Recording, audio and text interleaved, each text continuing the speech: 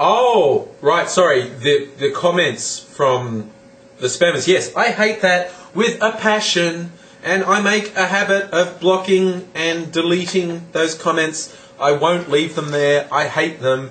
And if I could track the people down who do it, I would gleefully put a gun in their fucking mouth and blow the back of their head out.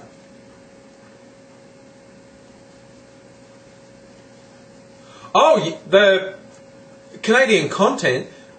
Toronto Maple Leaf is saying that the radio says they have to play a certain amount of Canadian content. We used to have that law in Australia. I don't know if it's still enforced. But yeah, local content, that's really common around the world.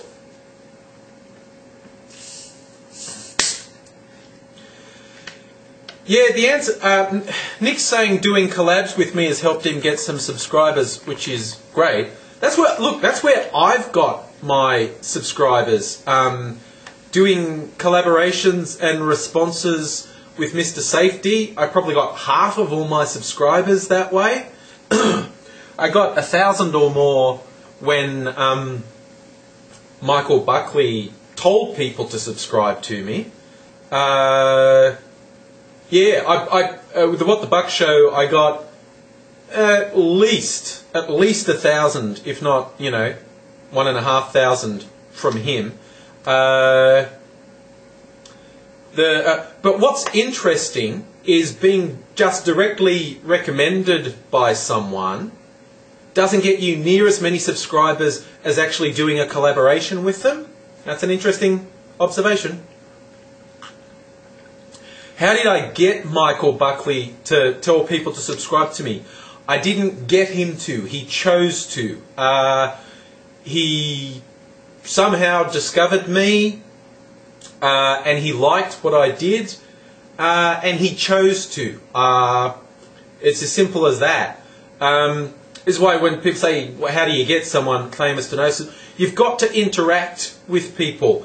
You've got to comment on other people's videos. You've got to respond to their videos. You've got to let people know you exist. You can't just make videos and spit them out there. That doesn't work. It just simply doesn't work. You have to interact with people. You have to comment. You have to make friends with people. You have to do collaborations and responses. And it's a long, slow thing, unless you're really, really lucky. And I'm not really, really lucky. I mean, I've got 12,500 subscribers after 3 years, which I'm really happy with, because I think I just have all the high-quality people subscribing to me. And yeah, some people just get really lucky. Someone at YouTube spotted Fred and liked him and promoted him. You got to go, Crimson Rain. Nice to have had you here. Enjoy school tomorrow.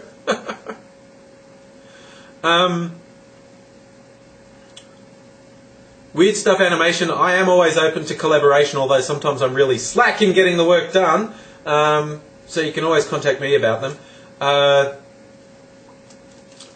So yeah, if you want to get known, it's a long, slow path unless you're really lucky. Just a comment, make friends, subscribe, video response, collaborations.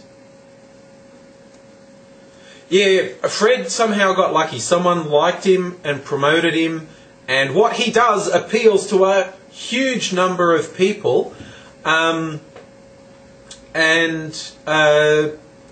just went kablooey. And see, the thing is,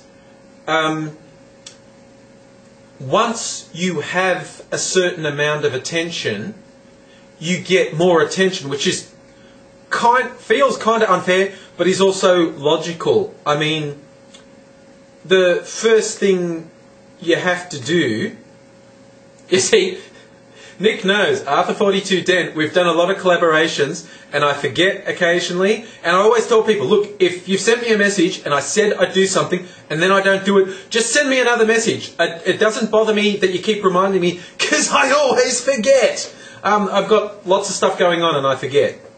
I'm trying to finish a couple of things now, actually, in the next couple of days that are way overdue. Okay, Deaf Ninja, see you later, man.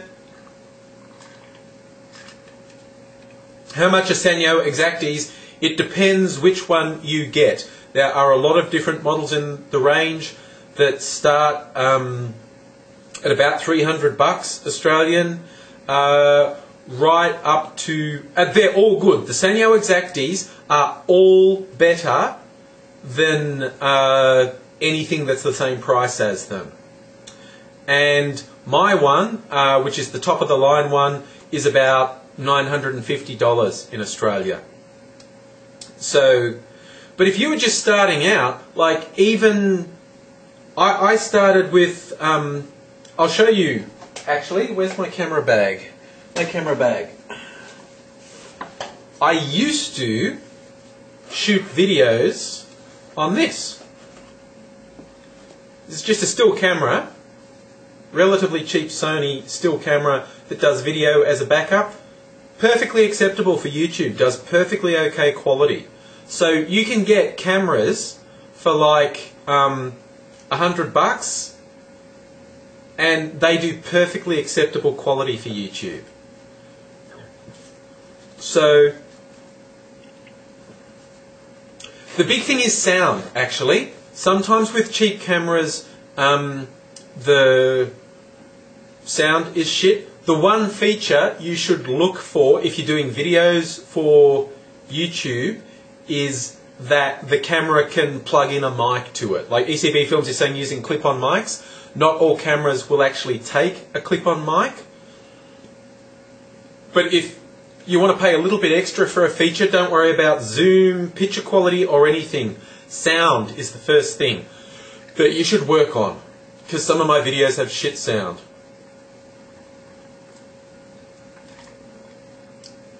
Oh, I see, you do it on the computer, ECB. Well, yeah, but if you want to be able to go out and about with a camera and you want to pay a little bit extra for a feature, the first feature to pay for is the ability to plug a mic into it.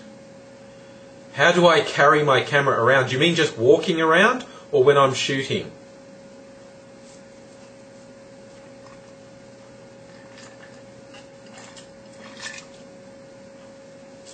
Oh, stick cam, where are we?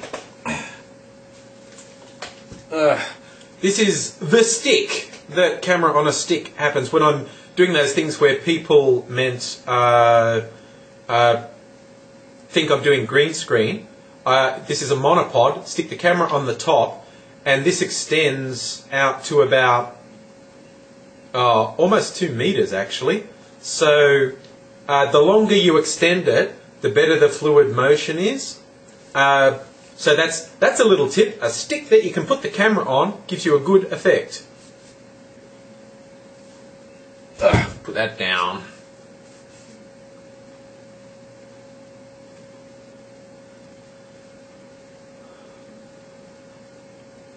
Oh, I actually I'm talking about it looking like a gun. When I'm doing it on myself, it's pointing at myself. But sometimes when I'm shooting a scene, I'm looking down it like a gun. And when I did those kangaroos on a golf course, I was walking around like this, and someone there thought I had a gun and was hunting kangaroos. It was really funny. They were freaking out, like, "What are you doing?" I don't know, taking pictures. What do you think I'm doing? And then I twigged what I was doing looked like a gun. And I went, oh, yeah, not a gun, camera on a stick. And in all honesty, when I was in the US last year for YouTube Live, I wouldn't do that with the camera. I was too worried on someone calling the cops or something, so I wouldn't do that sort of shooting. Flips, do you think people would have noticed the camera? You reckon? He was a way away, and all he could see was me doing this, that had something going out the front, and he thought I had a rifle. So, yeah, in the US, I really didn't want to do that.